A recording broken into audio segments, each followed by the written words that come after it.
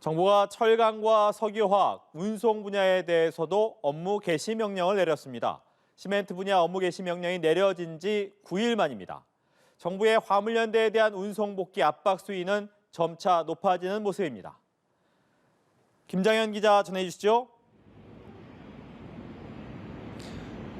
네, 정부 서울청사에 나와 있습니다. 정부가 오늘 이곳에서 임시 국무회의를 열고 추가 업무 개시 명령을 발동했습니다. 시멘트 분야 업무 개시 명령이 내려진 지 9일 만에 철강과 석유화학 분야에 대해서도 업무 개시 명령을 발동한 겁니다. 대상자는 철강 분야 운수 종사자 6천여 명, 석유화학 분야 4,500명 등 총 10,000명 정도로 관련 운송사는 철강과 석유화학을 합쳐 240여 곳입니다. 업무 개시 명령서를 송달받은 운송사 차주는 다음 날 자정까지 복귀해야 합니다. 정당한 사유 없이 복귀하지 않을 경우 자격 정지 등 행정처분은 물론 형사처벌도 받을 수 있습니다.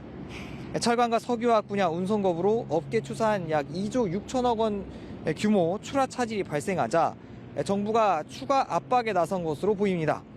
앞서 업무 개시 명령이 내려진 시멘트 분야에선 명령서를 받은 차주 538명 가운데 495명이 운송을 재개했고 42명은 운송을 재개할 의향이 있지만 질병으로 즉시 재개가 어렵다고 소명했습니다.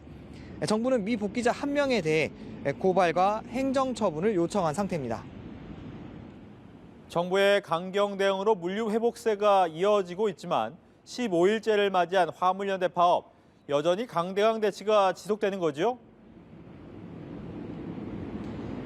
네, 정부가 시멘트 차주를 상대로 발동한 그 업무 개시 명령 효과가 나타나면서 시멘트 분야 운송량은 사실상 정상화됐습니다. 시멘트 출하량은 평소에 96%로 올랐고 레미콘 생산량도 평소 대비 71% 수준입니다.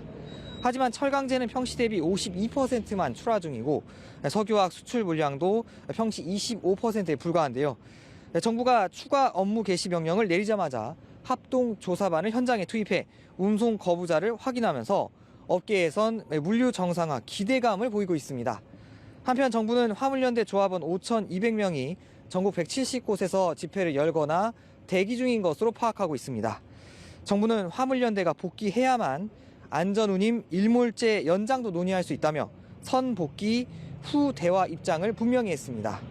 하지만 화물연대는 정부가 파업 해소를 위한 대화에 나서야 한다고 맞서고 있어 양측의 강대강 대치 국면은 계속되고 있습니다. 지금까지 정부 서울청사에서 전해드렸습니다.